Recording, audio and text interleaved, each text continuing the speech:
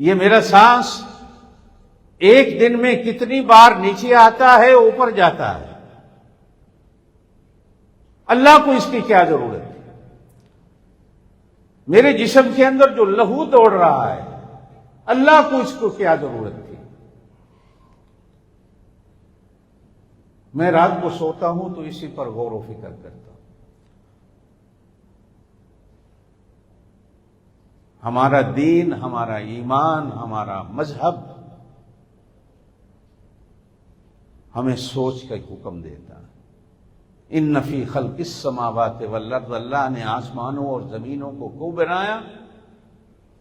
لآیات لقوم یعقلون، لآیات لقوم یتفکرون، لآیات لقوم یتذکرون۔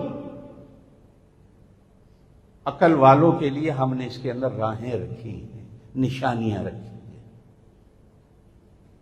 جبکہ یہی چیز ہے کہ آج ہم مسلمانوں نے عقل و فکر کو، تدبر کو چھوڑ دیا۔ غیروں نے ہمارے قرآن پاک سے راہیں لی، ایک سائنس ایجاد کی گئی، بلکہ اس کی ایجاد کو اتنا آگے لے گئے کہ کہا گیا کہ شاید انسانی عقل کا اس کے اندر دخل ہے، لیکن جب سمجھا جاتا ہے تو پڑھا جاتا ہے، معلوم ہوتا ہے کہ انہوں نے سب کچھ قرآن کے دروازوں سے لیا۔ آج دنیا میں ہر جگہ پہ عقل اور فکر کو دوڑانے والے آپ کو غیر مسلم نظر آتے ہیں۔ ہم فرقوں میں ایسا بٹے کہ ہم نے اپنے اپنے فرقوں کی راہیں تو ڈھونڈی، لیکن جو دین ہمیں راہیں دینے کے لیے، اللہ نے قرآن جو ہمیں راہیں دینے کے لیے بھیجا تھا، جو اللہ نے اپنا محبوب نبی ہمارے پاس بھیجا، جو ہمیں اپنا عقل و فکر کی راہیں دے، ہم نے وہ عقل و فکر کو دوڑانا چھوڑ دیا۔ تو اللہ والے سے اسی بندے نے پوچھا کہ شارٹ کٹ راستہ بتائیں کہ اللہ تک پہنچنے کا راستہ کیا ہے؟ تو کہا کہ اللہ تک پہنچنے کا راستہ اپنے آپ کو مٹا دینا۔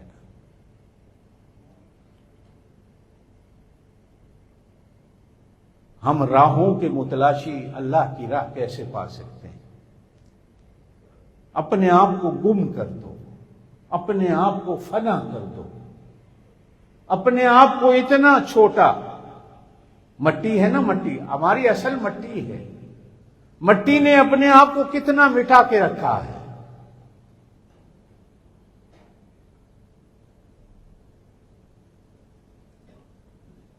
کاش کہ ہم جس مٹی سے بنے ہیں اپنے آپ کو مٹی کی طرح بنا دیں۔ بزرگان دین نے لکھا ہے کہ مٹی کے اندر اللہ نے بڑی بڑی صفات رکھی ہیں۔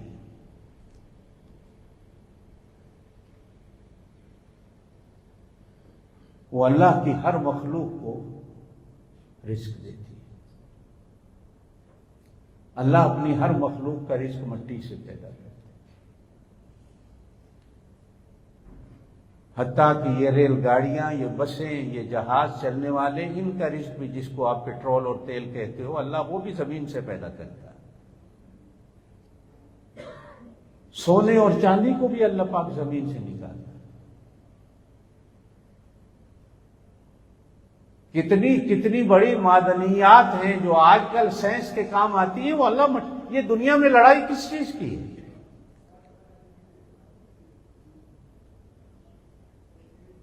یہ ساری لڑائی اس وقت معدنیات کی ہے کہ کس ملک کی معدنیات ہے میں قابو کروں، کس ملک میں کیا پڑا ہے میں قابو کروں۔ ہر جگہ یہی فساد ہے۔ کوئی تیل پہ لڑ رہا ہے، کوئی سونے پہ لڑ رہا ہے، کوئی معدنیات پہ لڑ رہا ہے۔ ساری لڑائی اسی چیز کی۔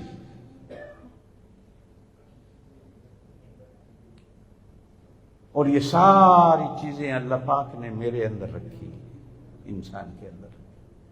انسان ان چیزوں سے بھی بڑا قیمتی ہے۔